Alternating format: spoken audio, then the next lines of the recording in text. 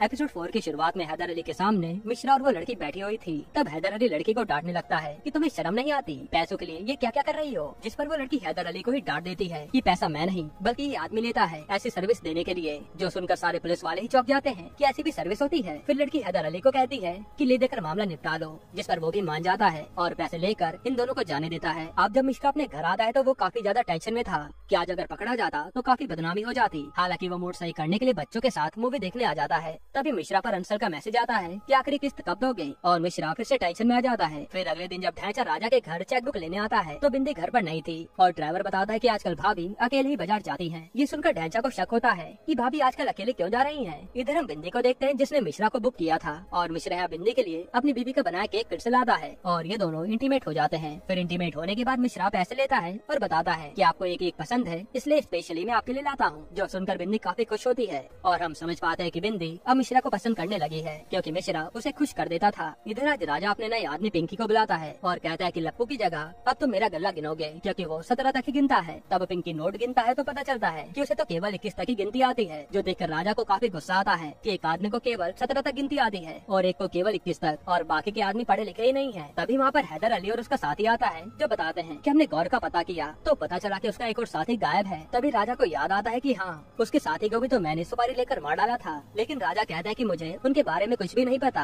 और हैदर अली धमकी देकर चले जाता है कि मैं छोड़ूंगा नहीं किसी को भी। इधर मिश्रा अंसर के पास आकर उससे पैसे देता है और ये सब होते हुए मिश्रा का बॉस देख लेता है जिसे लगता है कि इन दोनों के बीच कोई न कोई खिचड़ी पक रही है। इसके बाद शाम को मिश्रा शंभू और उसकी बीवी को कपड़े गिफ्ट करता है। साथ ही वो उसे बताता है कि अब मेरा सीए का काम काफी अच्छा चल रहा है इसलिए मैंने तुम्हारी दीदी के लिए मॉल में एक बेकरी की दुकान देखी है। जो सुनकर ये दोनों चौंक जाते हैं। फिर मिश्रा शंभू से कहता है कि एक प्रॉब्लम है, ये बैंक वाले ऐसे तो लोन देंगे नहीं इसलिए मुझे कहीं से दुकान लेने के लिए पैसे दिलवा दो, मैं किस्तें भरता रहूंगा। पर शंभू तो मना कर देता है। तभी शोभा कहती है कि मेरी नजर में एक आदमी है जो पैसे दे देगा। ये सुनकर मिश्रा खुश हो जाता है। फिर अगले दिन शोभा मिश्रा को लेकर सीधा अपने साथ योगा सीखने वाले गुंडे अब्दुल भाई के पास आती है और यहाँ वो इनकी डील करवा देती है जिसमें मिश्रा को हर महीने किस्तें टाइम पर देनी होंगी और उसे पैसे मिल जाते हैं। इसके बाद मिश्रा जब ऑफिस आता है तो यहाँ उसे उसका बॉस पकड़ लेता है कि अचल की फाइल पर मैंने साइन किए हैं और अब पैसे तुम खा रहे हो और फिर वो उसे बदतमीजी भी करता है। तब मिश्रा अपने बॉस के दोनों कान पकड़ता है और उसे हड़काता है कि आज के बाद मेरे से पंगा मत लेना, जिससे बॉस भी डर जाता है। फिर अपने कैबिन में आकर बॉस कहता है कि बस मुझे इस मिश्रा की एक गलती मिल जाए, इस पर मैं इंक्वायरी बैठा दूंगा। यहाँ मिश्रा के पास ललिता मिलने आती है और उससे पूछती है कितना बदलाव कैसे आ गया तुम्हें जो आज बॉस को ही पीट दिया। जिस पर मिश्रा उसे बाहर ले जाता है और उसे सब कुछ बता देता है कि आजकल मैं सर्विस दे रहा हूँ। ये सुनकर ललिता चौंक जाती है और वो उसे कुछ कहते नहीं। फिर शाम को मिश्रा एक और क्लाइंट को सर्विस देने आता है और सर्विस के बाद जब ये दोनों बात करते हैं तो लेडी बता दे कि मेरे पति बिजनेसमैन हैं और कभी भी मुझे टाइम नहीं दे पाते, वो हर समय पैसे संभालने में लगे रहते हैं। ये सुनकर मिश्रा कहता है कि मैं आपके पति की पैसे संभालने में मदद कर सकता हूँ क्योंकि मैं सीए हूँ। जिस पर वो लेडी कहती है कि ठीक है मैं आपको जल्दी बताऊंगी। इधर आज ढांचा राजा को कहता है कि भाभी कहाँ जाती हैं, थोड़ा पता करके रखो,